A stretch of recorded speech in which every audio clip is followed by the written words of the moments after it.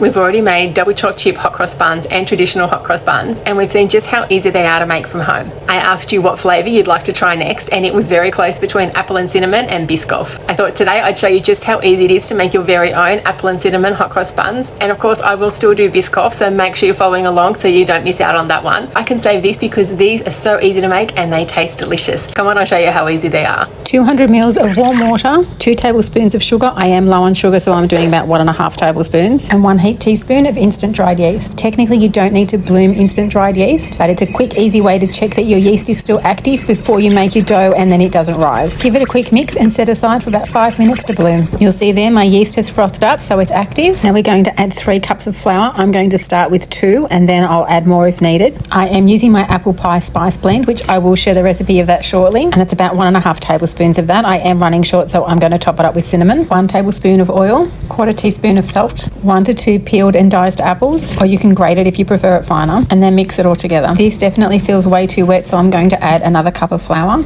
Mix together till it's all combined, and then we're going to knead this for about 3 minutes. I have cut my apple into quite large chunks, which does make kneading it a little bit trickier, but once the dough feels soft and smooth, then it's time to let it rest. So we're just going to cover this and put it to the side for about an hour or 2 until it's doubled in size. This took an hour and a half to double in size, so now I just deflate it and pull in the edges. Pop it on a lightly floured surface or a non-stick mat like I've got. Give it a quick knead and then divide into 6 roughly even portions. Shape each portion into a bun, but don't worry too much about this. Pop them on a lined baking tray, making sure you've got enough space between each one, and then cover and put aside for about 30 minutes for your final proof. Now we'll make our paste cross. It's just 1 tablespoon of flour and 1 tablespoon of water and mix to a smooth paste. Pour it into a Ziploc or piping bag and set aside for when you're ready to pipe your crosses. It's been 30 minutes and these have definitely doubled in size. I'm just going to cut the corner of my Ziploc bag and pipe out the crosses, and then pop them in the oven at 200 degrees for about 30 minutes. For the glaze, it's about 1 tablespoon of honey, 1 tablespoon of warm water.